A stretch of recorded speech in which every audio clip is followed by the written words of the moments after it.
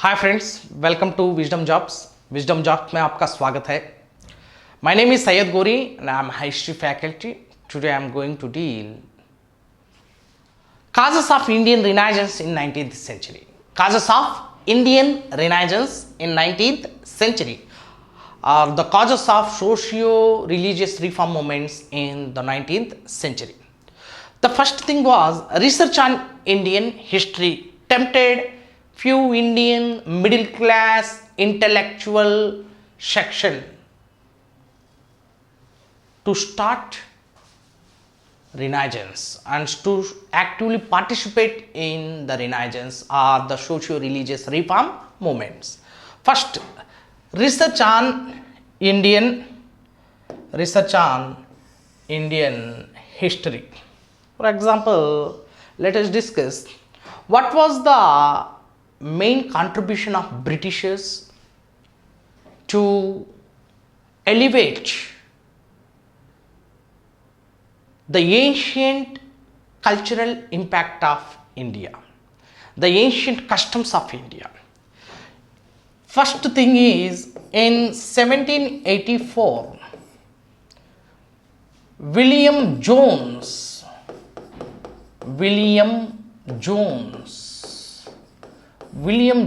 founded Asiatic Society of Bengal. Very important. And this is very important in the aspect of competitive exams.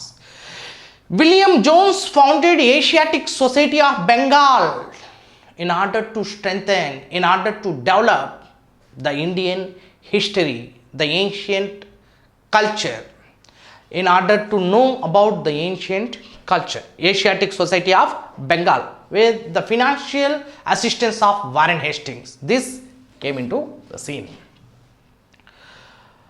And he started translating few important literary work into English, like Abhignana Shakuntalam was translated into English by William Jones. That was the greatest effort of the Britishers in order to studying and elevating and knowing the ancient classical past of India. And next, second thing, Charles Wilkins was also the great man who translated Bhagavad Gita into English. He translated Gita into English. And next, third person, Max Muller translated Rig Veda into English. So this Rig Veda is translated by Max Muller. And next, fourth point is A.L. Basham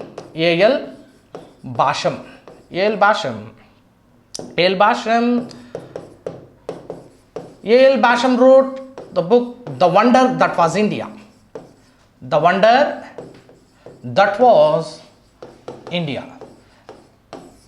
was India. So they all are Indologist. Indologist means the one who studies about India. Indology means study of India. Indologist means the one who studies about India. So they were all the Indologists, like William Jones, who founded Asiatic Society of Bengal in 1784 with the financial assistance of Warren Hastings, and translated Abhignana Shakuntalam, the great work of Kalidas, the great literary work of Kalidas, into English. And next, second thing is Charles Wilkins. He translated Bhagavad Gita into English, and Rig Veda was translated by Max Muller into English. And next, fourth, The Wonder That Was India, the great, incredible and fabulous India, and the great culture of India was written by A.L. Basham in the form of The Wonder That Was India. So these all factors tempted few middle class people of Indian society and middle class intelligentsia of Indian society, middle class intellect sections of Indian society to develop their own culture, and to know the greatness of their ancient classical past, right? So this became one of the factor, the Indian Renaissance. And next, English education and Western sciences, which made Indians develop human resources and modern scientific thought. Second point is also very, very important. British introduced English education in India. English education was introduced by Lord William Bentinck in the year 1835 on the recommendation of Lord Macaulay through Macaulay Minute in the year 1835. Through this English education, what did our middle class intellectual section of Indian society possessed? What did they acquire? What did they receive? What did they obtain? This is very, very important thing. Here, the middle class intellectual sections of Indian society, they possessed rationality. They possessed equality. They possessed humanity. They possessed freedom. And they possessed liberty. See, these all are the Western thoughts taught by English education. Rationality, equality, humanity, freedom, liberty, and scientific inquiry. These all things were known by our middle class intellectual section of Indian society through the Western education. And these thoughts created them to study about their own culture and to remove the social evils, blind faith, evil customs and blindfold practices from their own society. So this English Western thoughts inculcate the minds of the middle class section of Indian society in order to research and study their own culture and to remove the social evils, causing Indian Renaissance, cleansing India. So this is also one of the factor. And next, third factor is transport and communication brought Indians together. Transport and communication, mainly communication system. So the introduction of journals. So these journals spread throughout Indian subcontinent. Raja Rama Mohan Rai, he was the first Western intellect, and he was the first Indian to know the Western thoughts, and he is the father of Indian Renaissance, right? So he spread his views, ideas, and his objectives through journals. And the first journal in India started by an Indian was Samvada Kaumudi.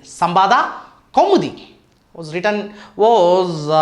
published in Bengali language, and the second journal was Miratul Akbar, and this is really mirror of India, and this reflected the 19th century society. Miratul Akbar and Bangaduga written in so many regional or vernacular languages. So these all things are very, very important. Like this communications and transport system made them to meet the people easily and to make the closeness and bonding very much with the rural people or the different remote areas. So this communications and these transport systems strengthen their views and their ideas, and also spread their views and ideas throughout the four cardinal directions of Indian subcontinent. And the fourth one is 1858 Queen's Proclamation. This is also very important factor responsible for the Indian Renaissance in the 19th century. Right, 1858 Queen's Proclamation. What did the Queen declare through this proclamation? First, very important with respect to this Indian Renaissance, Socio.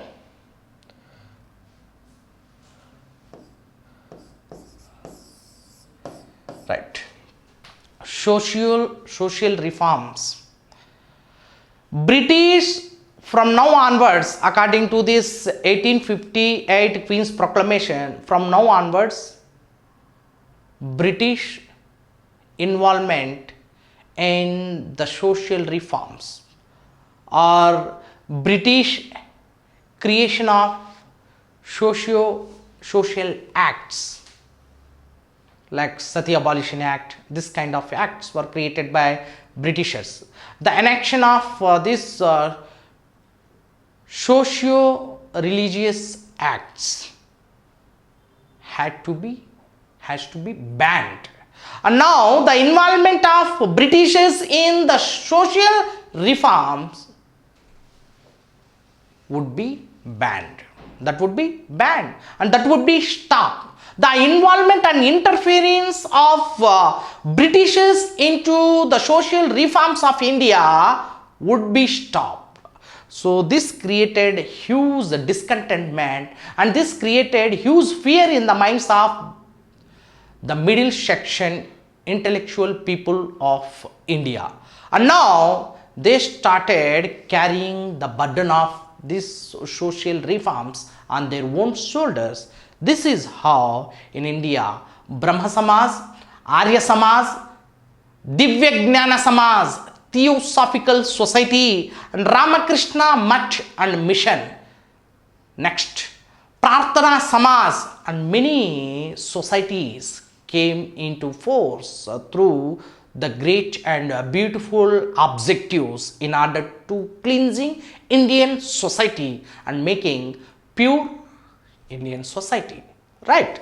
So this also became one of the factors responsible for the Indian Renaissance in 19th century. Right. So these all are the factors responsible for the Indian Renaissance. Thank you friends. Could you kindly subscribe our channel before watching this video? Do like, share and comment. Thank you for your patience. We'll meet again.